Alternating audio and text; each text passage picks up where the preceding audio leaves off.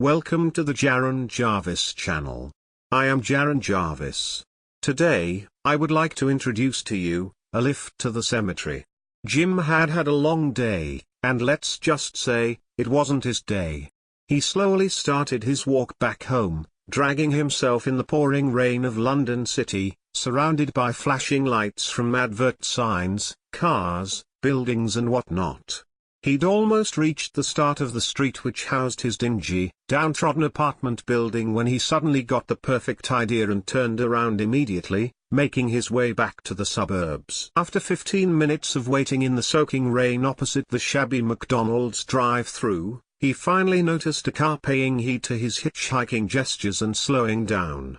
Jim flagged the car down frantically and scrambled towards it as the window rolled down, revealing a man much younger than him, clean-shaven, blue-eyed and mouth fixed into a charming smile. "Yeah, all right, mate?"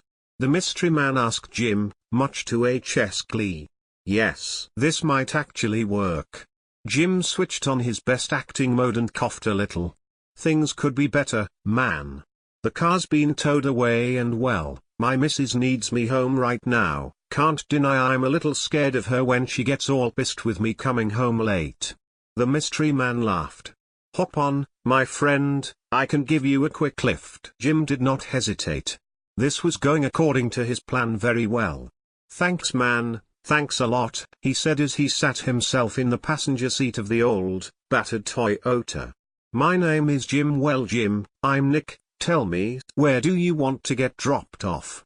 Nick asked, turning the radio on.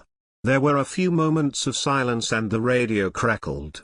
Nick took his eyes momentarily off the road to look at Jim, as to why he wouldn't reply. Upon repeating the question, Jim looked up and stared straight ahead, as if possessed by a spirit.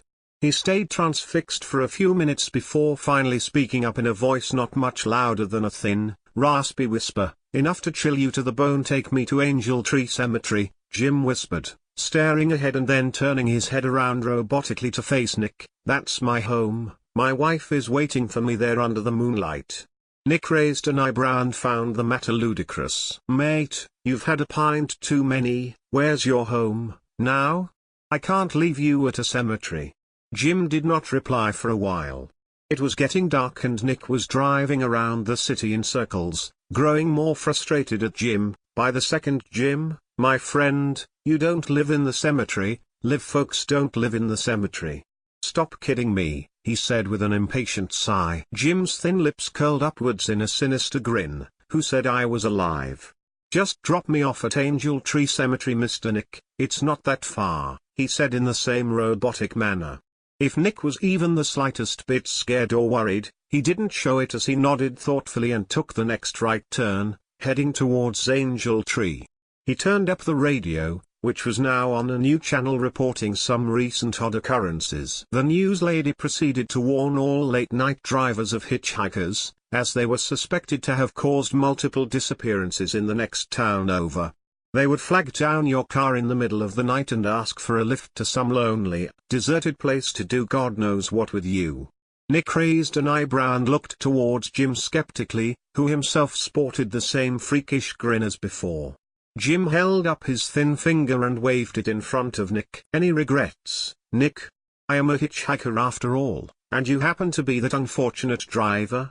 Ghosts can be very scary, Nick, you should be aware of them," Jim barely whispered in a wise tone. Their car had reached Angel Tree Cemetery and Nick, without batting an eyelash, parked the car and turned the headlights off. He turned to look at Jim. "Jim, I know that you're probably just another prankster, a fool with nothing better to do with your time. Your main means of earning money is through pranks. But today is where you went wrong, my friend," Nick said clearly, in a cold, distant voice. "I also know that you are definitely not a ghost and still very much alive. You should be grateful for that. Not many of us are that lucky." Jim laughed, still putting up his act. "And how would you know that, Nick?" he asked determined. Nick simply replicated his chilling grin from before, lopsided and sinister, and then closed his eyes. Jim thought he had Nick fooled.